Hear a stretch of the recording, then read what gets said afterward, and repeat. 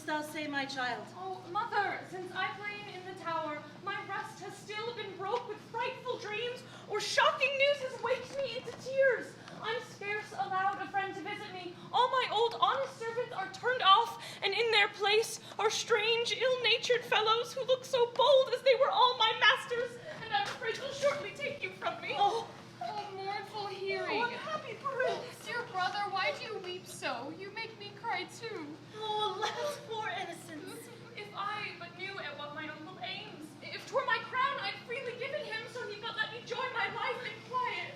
What will our uncle kill us, brother? I hope he won't. We never injured him. Oh, I cannot bear to see him thus. Madam, I hope your majesty will pardon what I am grieved to tell. Unwelcome news. Ah, me.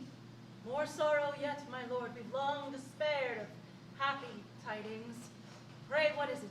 On Tuesday last, your noble kinsmen Rivers, Gray, and Sir Thomas Vaughan at Pomfret were executed on a public scaffold. Oh, dismal tidings. Oh, poor uncles.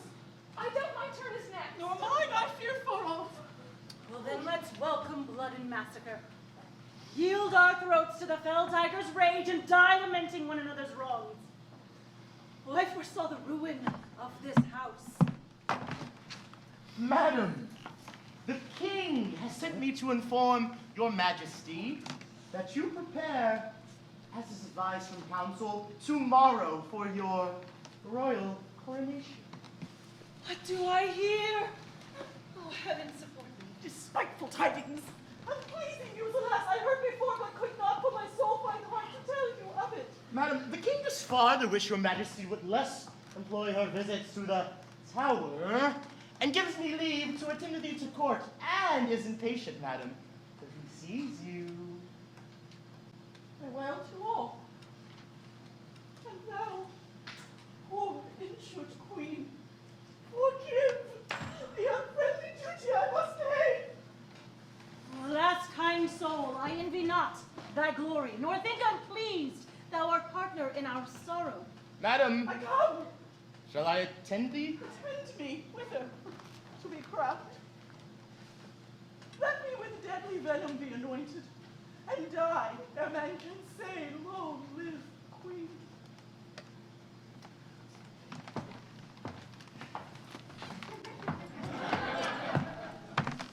Take comfort. Madam, Alas, where is it to be found? Death and destruction follow us so close, they shortly must o'ertake us. in Brittany, my son-in-law, the Earl of Richmond, still resides, and with a jealous eye observes the lawless actions of aspiring Gloucester. To him would I advise you, madam, fly forthwith for aid, protection, and redress. He will, I'm sure, with open arms receive you. Delay not, madam, for 'tis the only hope that heaven has left us. Do with me what you please, for any change must surely better our condition. I farther would advise you, madam, this instant to remove the princes to some remote abode where you yourself are mistress. Pray, madam, take me hence, for I shall ne'er enjoy a moment's quiet here. Nor I, pray mother, let me go too. Come then, my pretty young ones, let's away. For here you lie within the falcon's reach who watches but the unguarded hour to seize you.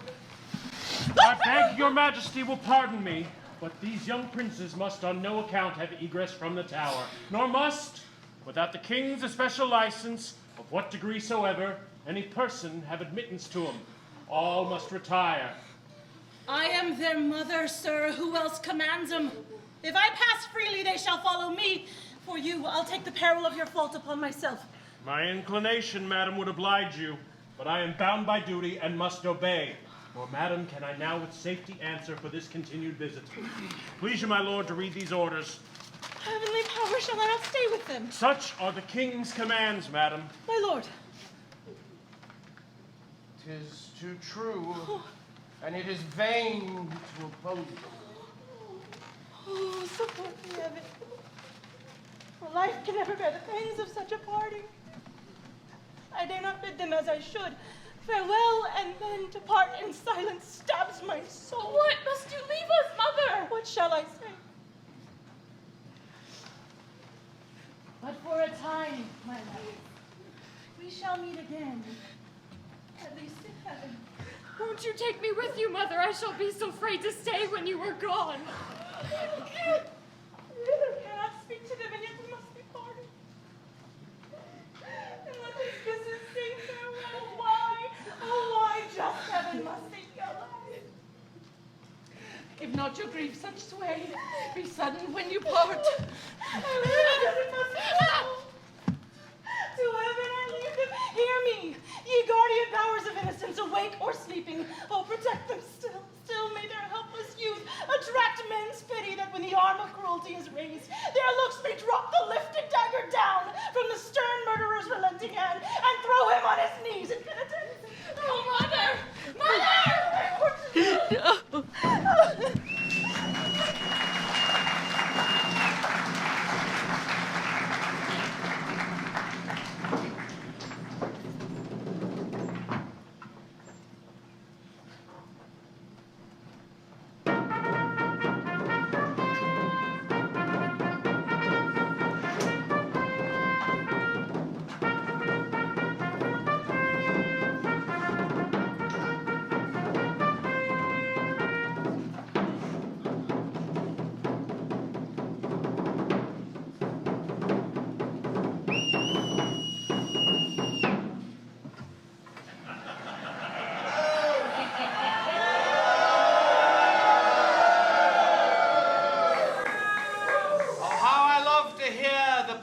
Exclamation. Stand all apart. Cousin of Buckingham. My gracious sovereign. Give me thy hand. At length, by thy advice and thy assistance, is Gloucester seated on the English throne. But say, cousin, shall we wear these glories for a day, or shall they last and we rejoice? I hope for ages, so long may they grace you. Cousin, now I do play the touchstone to try if thou be current friend in me. Young Edward lives, so does his brother George. Now think, cousin, what I would speak. Say on, my gracious lord.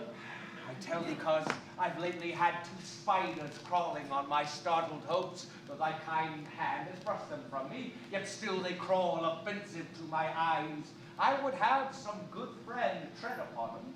I would be king, my cousin. Why, so I think you are my royal lord. Ha! Am I king? 'Tis true, yet Edward lives. Most true, my lord. Cousin, thou wert not wont to be so dull. Shall I be plain? I wish Sebastian's head, and I would have it suddenly performed. Now tell me, cousin, canst thou answer me? None dare dispute your highness' pleasure. Indeed, methinks thy kindness freezes, cousin. Thou dost refuse me, then they shall not die. My lord, since 'tis an action cannot be recalled, allow me but some pause to think. I'll instantly resolve your highness. I'll henceforth deal with shorter-sighted fools. None are for me that look into my deeds with thinking eyes. High-reaching Buckingham now grows circumspect. The best on't is, it may be done without them, but not so well, perhaps. Had he consented, why then the murder had been his, not mine. We'll make shift as 'tis. Come hither, Catesby.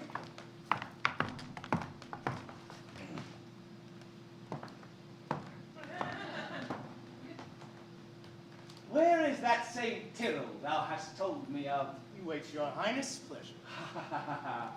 Hast thou given him the sons of gold I ordered? Where is he now? I have my liege. He waits your highness' pleasure. Ah, give him this ring. Tell him myself will give him farther orders instantly.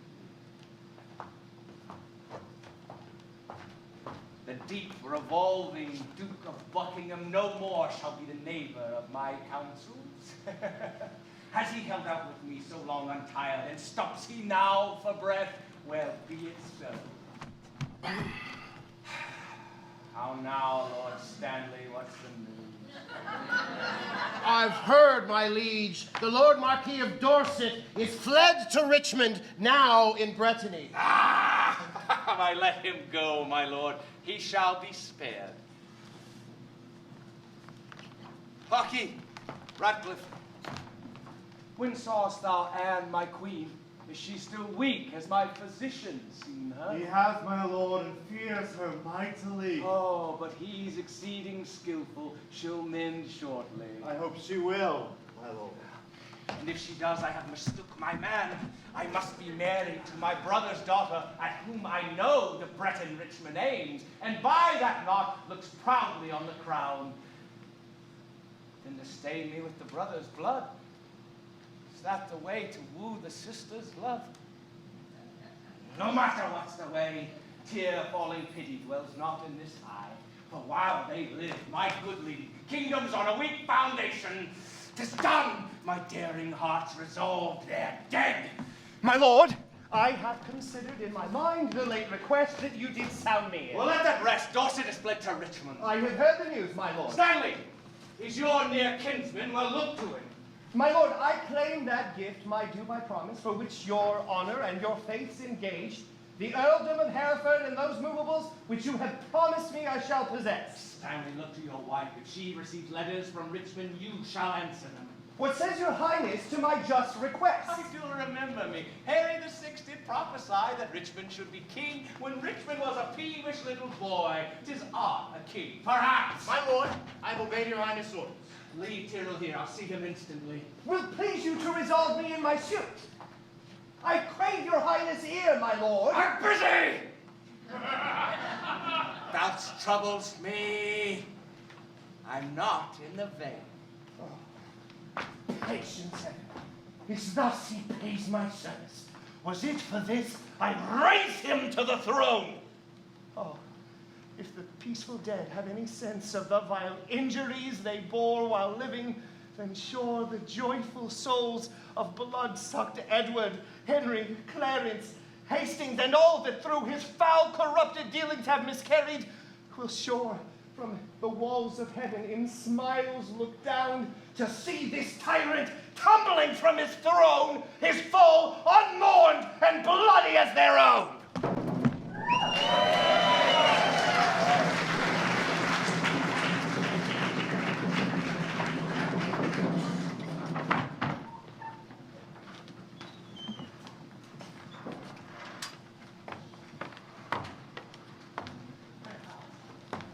Would it were done! There's a busy something here that foolish custom has made terrible to the intent of evil deeds, and nature too. As if she knew me womanish and weak, tugs at my heartstrings with complaining cries to talk me from my purpose. And then the thought of what men's tongues will speak and what their hearts must think. To have no creature love me living, nor my memory when dead. Shall after ages, when these children's tale is told, weep tears of pity for their hapless fate, and read with detestation the misdeeds of Gloucester, the crooked-backed tyrant, cruel, barbarous, and bloody. Will they not say, too, that to obtain the crown no laws divine, nor human stop my way? Why, let them say it. Canst but say I had the crown. I was not fool as well as villain. Ah, the murderer's doom. Princes, farewell. To me there's music in your passing bell. Ah! How now, Tyrrell? Say I am happy. Are the brats disposed? Hast thou tread upon them? If to have done the thing you gave in charge begets your happiness, then, sir, be happy, for it is done. But didst thou see them there? Aye, my lord. And buried, my good Tyrrell? In that I thought to ask your highness pleasure. I'll have it. I'll have it sure. Get me a coffin full of holes. Have them both be crammed into it. That being done, hark thee, in the nighttime, throw them down the river Thames. Once in, they'll find their way to the bottom. In the meantime, think how I might do thee good, and be inheritor to your desire. I humbly thank your highness. About it straight, my good Till. Conclude it done, my lord. At last, my loudest fears are hushed. Sons of Edward have eternal rest. And Anne, my wife, has bid the world good night, while fair Elizabeth, like new morn, lights onward to My lord, good and so bad that thou comest in so bluntly. bad news, my lord. Morton is fled to Richmond, and Buckingham, back with the hardy Welshman, is in the field, and still his power increases. Come. Dangers retreat when boldly they're confronted, and dull delay leaves impotence and fear. Now fiery expedition catch my arm, and fatal may it fall on crushed rebellion. Let's muster men. My counsel is my shield. We must be brief when traitors brave the field.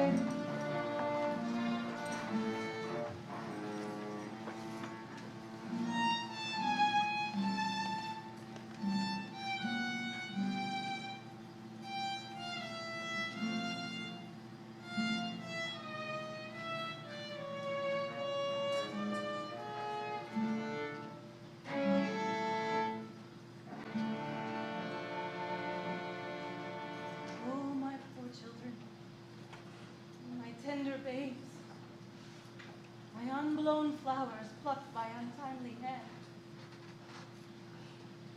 And yet your gentle spirits fly in the air, hover about me with your airy wings, and hear your mother's lamentations. Why slept their guardian angels when this deed was done? So many miseries have drained my eyes that my woe-weary tongue is still in mute. Why should calamity be full of words? Let's give them scope. For though they can't remove, yet do they ease affliction. Why then let us be loud exclamations. To Richard haste, and pierce him with our cries. Hark, his trumpet sounds, this way must he pass. Alas, I have not the daring to confront I him. have a mother's right to force him to hear me. Who interrupts me in my expedition? Dost thou not know me? Art thou not my son? Ah, I cry you mercy, madam. Is it you? Art thou my son? Aye, I thank heaven, my father and yourself. Then I command thee to hear me. Madam, I have a touch of your condition which cannot brook the language of reproof. Stay, I'll be mild and gentle in my words. In brief, madam, for I am in haste. Why, I have stayed for thee, just heaven knows, in torment and in agony. And came I not at last to comfort you? No, on my soul! Too well thou know'st it. A grievous burden was thy birth to me. Tetchy and wayward was thy infancy. Thy prime of manhood, daring, bold, and stubborn.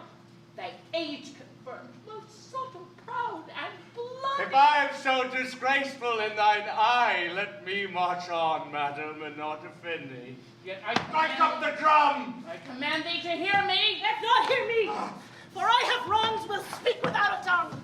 Methinks the very sight of me would turn thee to stone. Where are my children, Gloucester? Where is thy brother Clarence? Where Hastings? Rivers! Vaughan! Ray! The flourish of trumpets strike a load of drums! Let not the heavens hear these telltale women rail on Lord's anointed! Strike, I say!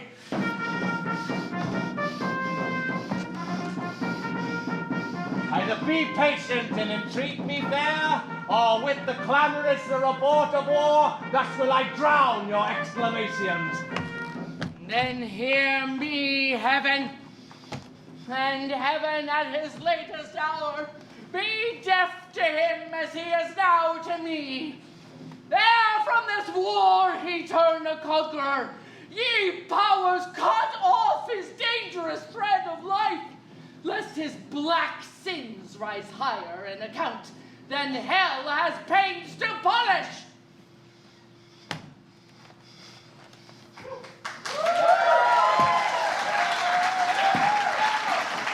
Mischance and sorrow lead thee to the field, heart's discontent, languid and lean despair, with all the hells of guilt, pursue thy steps forever.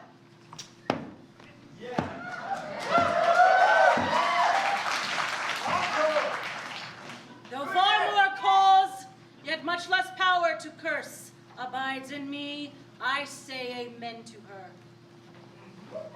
Stay, madam. I would have some words with you.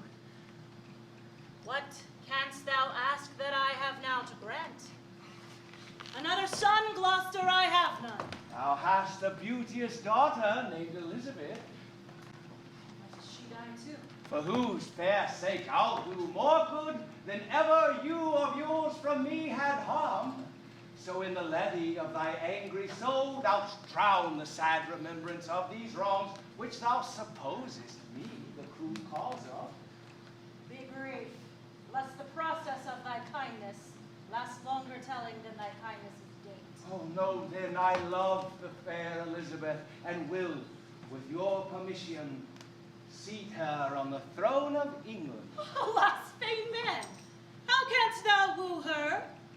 That would I learn of you, as one being best acquainted with her humor.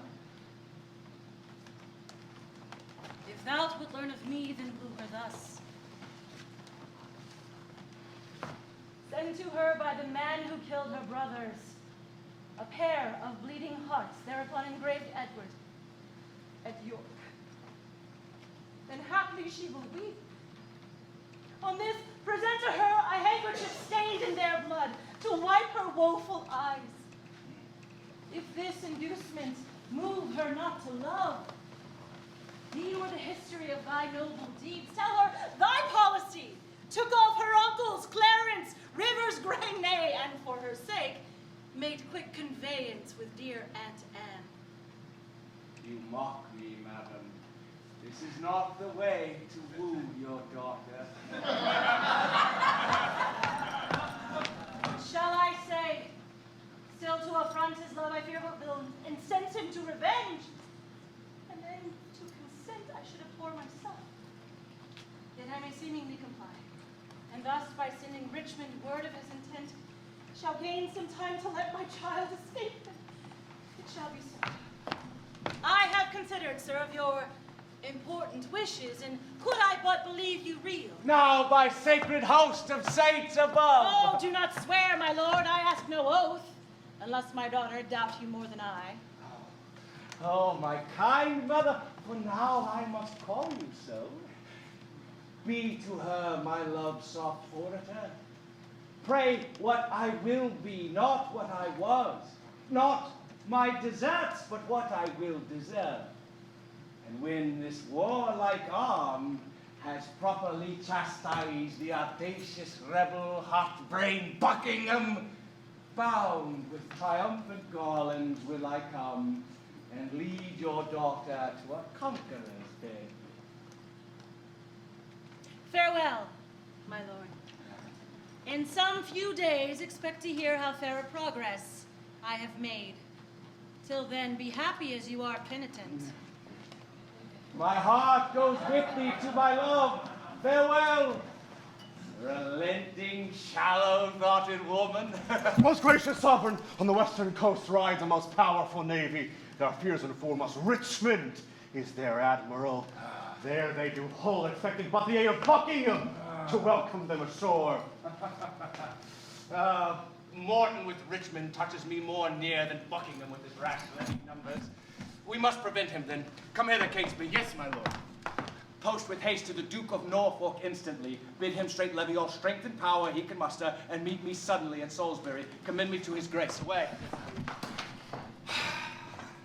Ah, now. Lord Stanley, what's the news? Richmond is on the seas, my lord. And there let he sink, and be the seas on him, white-livered runagate. What does he there? I know not, mighty sovereign, but by guess. Well, as you guess. Stirred up by Dorset, Buckingham, and Morton, he makes for England here to claim the crown. The traitor! The crown? Is the chair emptied? Is the sword unswayed? Is the king dead? Where be thy tenants and thy followers?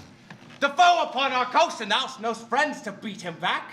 Or hast thou marched them to the western coast to give the rebels conduct of their ships? My lord, my men are already in the north. The north?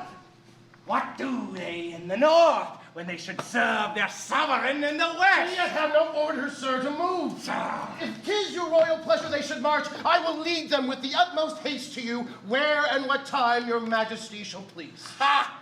And then thou'lt be gone to join with Richmond. Sir, you have no cause to doubt my loyalty. I never yet was, nor ever will be, false. Away then to thy friends, to lead 'em on and meet me. Ho! Come back, I'll not trust thee. I found a way to make thee sure.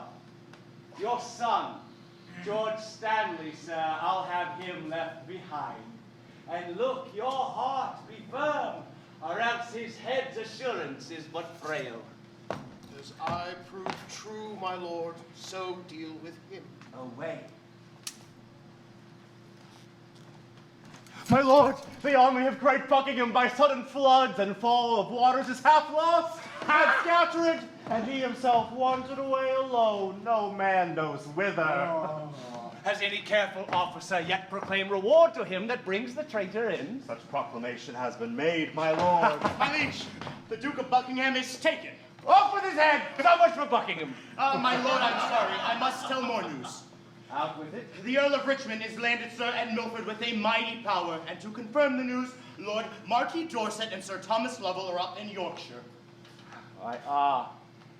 This looks like rebellion. Oh, the news alarms my stirring soul.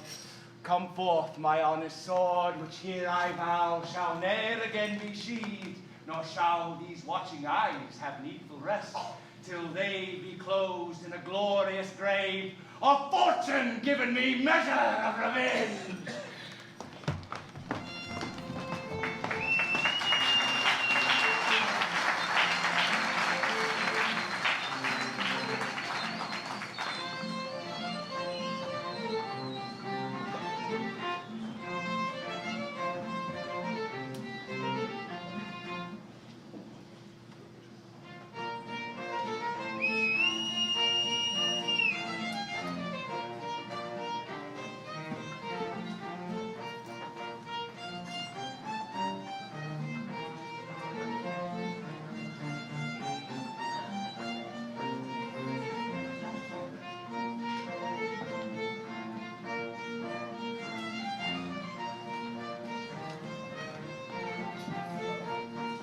Thus far into the bowels of the land, and we marched on without impediment.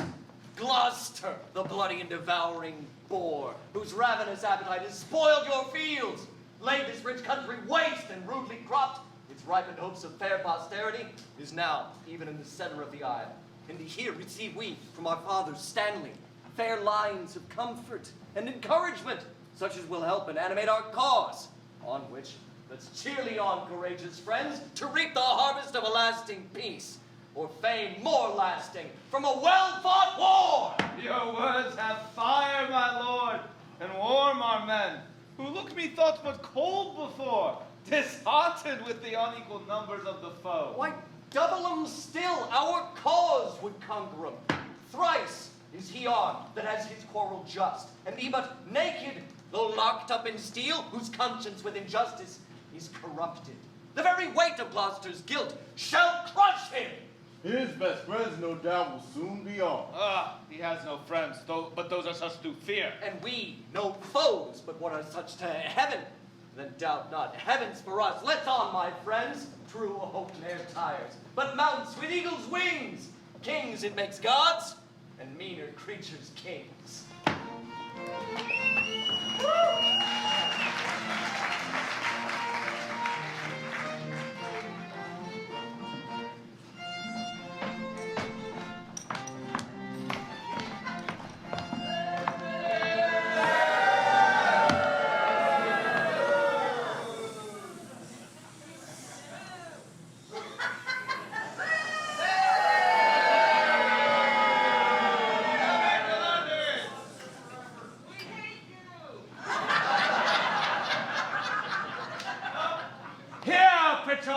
Even in Bosworth field, good Duke of Norfolk, the cheerful speed of thy supply has merited my faith. My noble lord, I am well rewarded in having power to serve your majesty. You have our thanks, my lord. Up with my tent! Here will I lie tonight, but where tomorrow? No matter where. Has any careful officer yet discovered the number of the rebels? My lord, as I by spies am well informed, 6,000 or 7,000 is their utmost power. Why, our battalion treble that amount. Besides, the king's name is a tower of strength of which the adverse faction wants. Oh, their wants are even greater than that, my lord. Those e'en of motion, life, and spirit. Do you but know how wretchedly their men disgrace the field? Oh, such a tattered host of mounted scarecrows. So poor, so famished. Their executors, the greedy crows, fly hovering o'er their head, impatient for their lean inheritance. Now, by St. Paul, let's give them dinners in apparel. Nay, give their fasting horses provender, and after them, how long must we wait, my lord, until these rebels will give us leave to lay them with their faces upwards? Unless their famine saves our swords their labor, tomorrow's sun shall light them to their ruin. So soon I hear they mean to give us battle. Sooner still the better. Come, let's now survey the vantage of the ground. Call me some men of sound direction. My gracious lord. What sayest thou, Norfolk? Might I advise your majesty you yet shall save the blood that may be shed tomorrow? How so, my lord? The poor condition of the rebels tells me that on a pardon offered of the lives of those that instantly shall quit their arms, young Richmond, ere tomorrow's dawn, were friendless.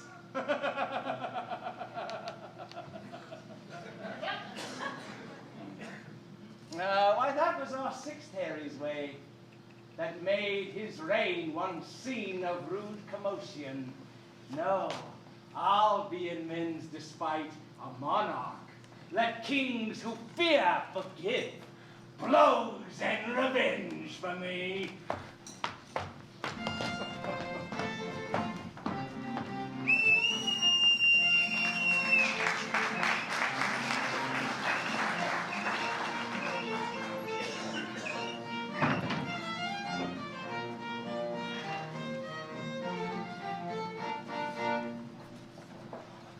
Sun is made a golden set, and by yon ruddy brightness of the clouds gives tokens of a goodly day tomorrow.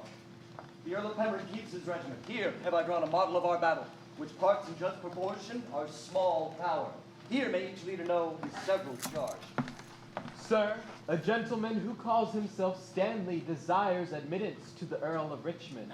By our hopes, my noble father-in-law, admit him. My good friends, you'll leave a while. my honored father. On my soul, the joy of seeing you this night is more than my most knowing oaks presaged. What news? I, by commission, bless thee from thy mother, who prays continually for Richmond's good. The queen, too, has with tears of joy consented thou shouldst espouse Elizabeth her daughter, at whom the tyrant Richard closely aims. In brief, for now the shortest moment of my stay is bought in hazard of my life. Prepare thy battle early in the morning, for so the season of affairs requires, and this be sure of, I, upon the first occasion offered, will deceive some eyes, and aid thee in this doubtful shock of arms, in which I had more forward been ere this, but that the life of thy young brother George, whom as my Pontifice stern Richard keeps, would then be forfeited to his wild revenge. Farewell. The rude enforcement of the times denies me to renew those vows of love that so long sundered friends should dwell upon. We yet may meet again, my lord. Till then, once more, farewell. Be resolute and conquer. Give him safe conduct to his regiment. Well, sir, tomorrow proves a busy day. But come, the night's far spent, let's into council. Captain, an hour before the sun gets up, let me be wait. I will in person walk from tent to tent, and early cheer the soldiers.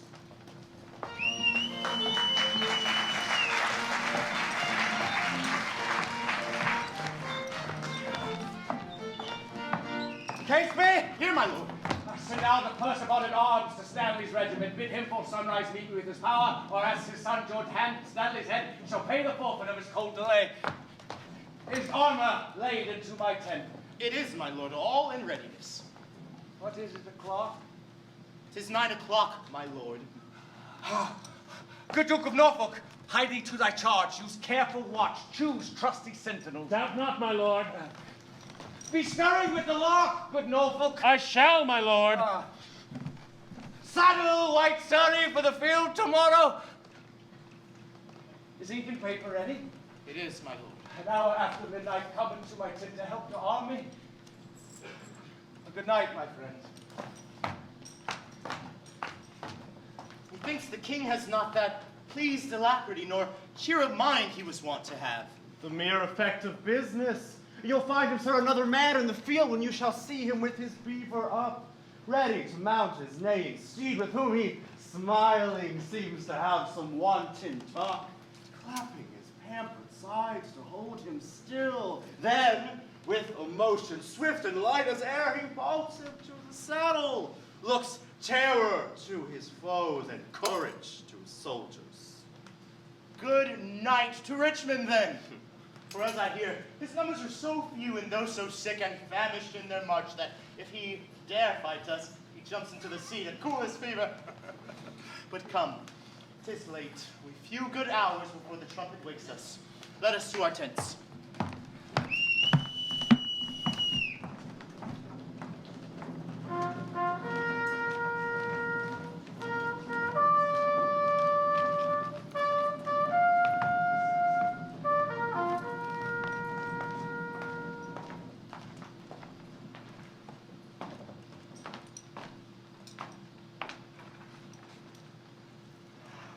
Now the dead of night, and half the world is in a lonely, solemn darkness hung.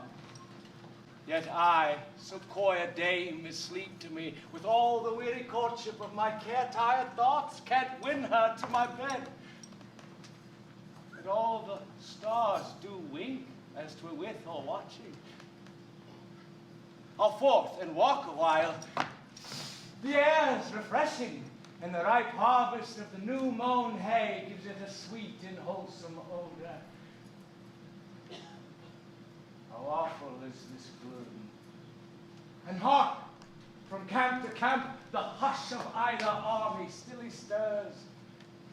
That the fixed sentinels almost receive the secret whispers of each other's watch. Steed threatens steed, and high and boastful neighings, piercing the night's dull ear. And hark! From the tents, the armorers accomplishing the nights, with clinking hammers closing rivets up, give dreadful note of preparation. While some, like sacrifices by their fires watch, sit patiently and inly ruminate the morning's danger. How my impatience chides this tardy gated night, which like a dull and ugly witch does live so tediously away. I'll once more to my couch and try to sleep her into morning.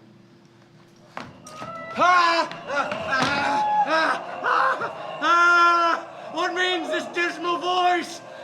Sure as the yawning of some ghoulish grave with the teeming of an untimely ghost. Is gone. 'Twas but my fancy, Perhaps the wind forcing its entrance through some hollow cavern. No matter. I'll once more to my couch. I feel my eyes grow heavy.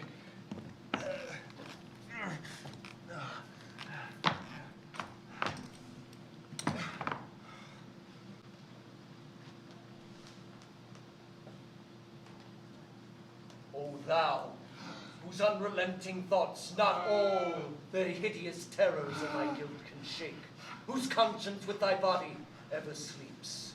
Sleep on, while I, by heaven's high ordinance, in dreams of horror, wake thy frightful soul. Now give thy thoughts to me. Let them behold these gaping wounds, which thy death-dealing hand within the tower gave my anointed body. Now let thy own devouring conscience gnaw thy heart and terribly revenge my murder. Think on the wrongs of wretched Anne, thy wife. E'en in the battle's heat, remember me, and edgeless fall thy sword. Despair and die! Richard, dream on and see the wandering spirits of thy young nephews murdered in the tower. Could not our youth, our innocence persuade thy cruel heart to spare our harmless lives? Who but for thee, alas, might have enjoyed our many promised years of happiness? No soul, save thine, but pities our misusage. Oh, 'twas a cruel deed, therefore alone, unpitying shalt thou fall. The morning's dawn has summoned me way, and let that wild despair which now does prey upon thy mangled thoughts alarm the world. Awake, Richard, awake, to guilty minds, a terrible example. Give us another horse! Bind up my wounds! Heaven help me! Oh, 'twas but a dream, and yet so terrible it shakes the very bottom of my soul. Oh, tyrant conscience, how dost thou afflict me? When I look back this terrible retreating, I cannot bear the thought, nor dare repent. I am but man, and fate dost thou dispose me. Who's there? 'Tis I, my lord. The village cock has thrice done salutation to the morn. Your friends are up and buckle on their armor. Oh, Catesby, I have had such horrid dreams. Shadows, my lord, below a soldier's heating. No, by this day's hope, shadows of night have struck more fear into the soul of Richard than can 10,000 men, just all in proof, and led by shallow Richmond. Be more yourself, my lord. Consider it, sir, were it known that a dream had frightened thee. How would your animated foes presume on's? Oh, no, perish the thought. No, never let it be known that fate alone could awe the soul of Richard. Hence, babbling dreams, you threaten here in vain. Conscience, avaunt! Richard is himself again. Hark! The morning trumpet sounds to arms. Away! My soul's at arm and eager for the fray.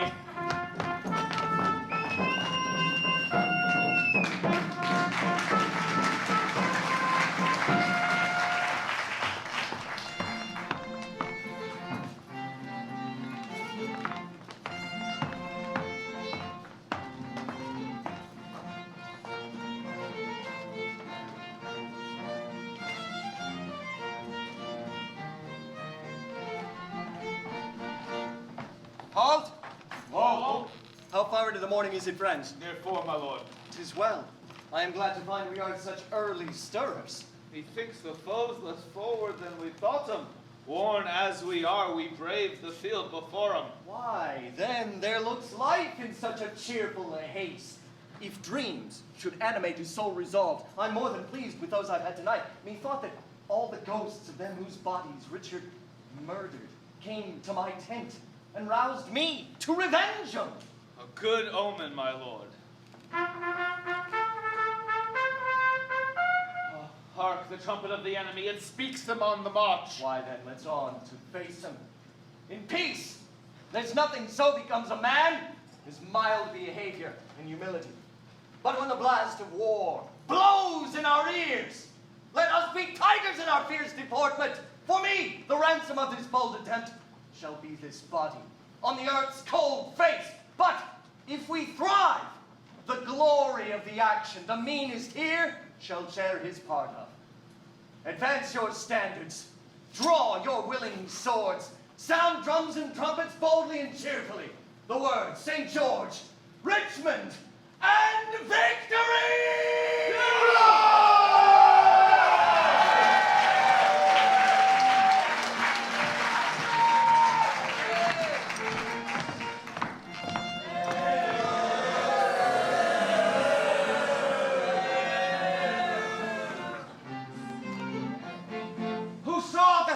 Today. It's not yet broke forth, my lord. And he refused to shine, for by the clock he should have braved the east an hour ago. Not shine today. Why, what is that to me? More than to shallow Richmond.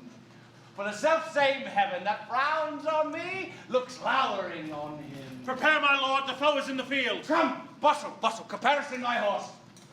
Bid thee to Lord Stanley, have him bring his soldiers quickly. Myself will lead the soldiers to the plain. What thinkst thou now, Norfolk? That we shall conquer? But on my tent this morning early was this paper found.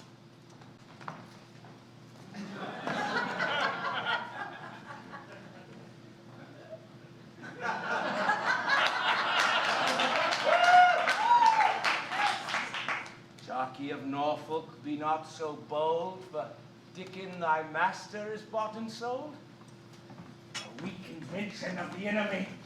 Come, let each man to his charge, and ere you do bestride your foaming steeds, remember whom you're to cope withal, a scum of Britons, rascals runaway, whom their o'er-clawing country vomits forth to desperate action and destruction. What says Lord Stanley? Will he bring his power? My lord, he does refuse. He will not stir. Off with his son George's head! My lord, the foe is post the march. After the battle, let young Stanley die. After it be, then. A thousand hearts are swelling in my bosom. Draw, archers! Draw your arrows to the head. Spur your proud horses hard and ride in blood. And now, our thrice renowned and warlike champion, St. George, inspire me with the rage of lions. Upon them, charge and follow me!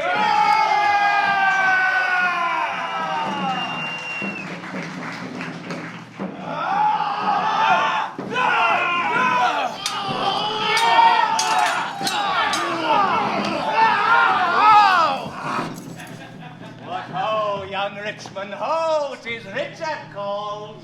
I hate thee, Harry, for thy blood of Lancaster. Now, if thou dost not hide thee from my sword, now while angry trumpet sounds alarms and dying groans transpierce the wounded air. That singly face me, Richard, horse with daring thee to arms.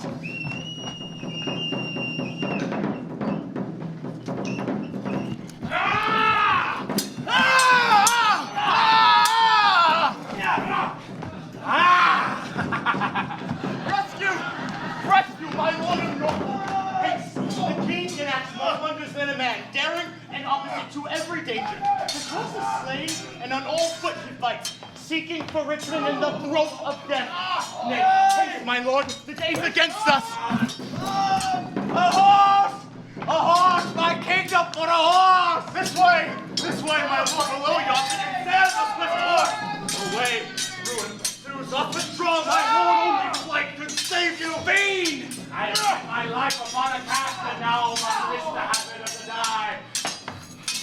think there be 6 Richmonds in the field today.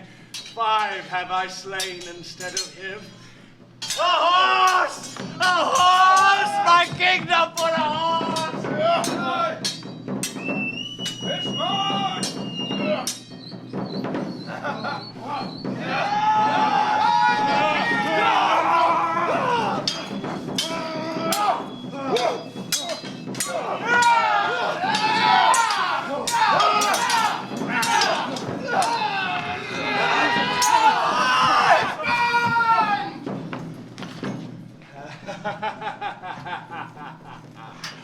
Of one or both of us, the time has come. Kind heaven, I thank thee, for my cause is thine. If Richard's fit to live, let Richmond fall. Thy gallant bearing, Harry, I could plaud, but that the spotted rebel stains the soldier. Nor should thy prowess, Richard, want my praise, but that thy cruel deeds have stamped thee tyrant. So thrive my sword, as heaven's high vengeance draws it. My soul and body on the action both. A dreadful lay, here's to decide it.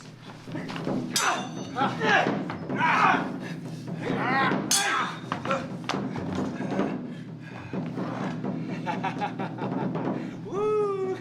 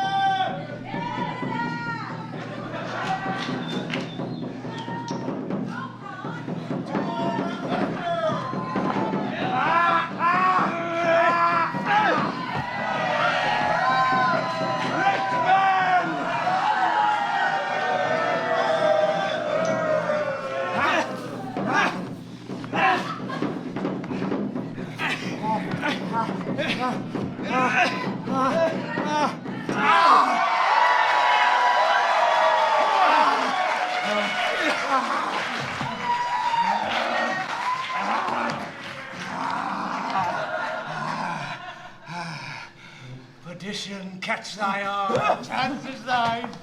Oh, the vast renown thou hast acquired. Conquering Richard does afflict him even more than his body's parting with its soul. But let the world no longer be a stage to breed contention in a lingering act. And let one spirit of the firstborn Cain reign in all bosoms, that he taught being set on bloody axe. The rude scene may end, and darkness be the barrier of the dead.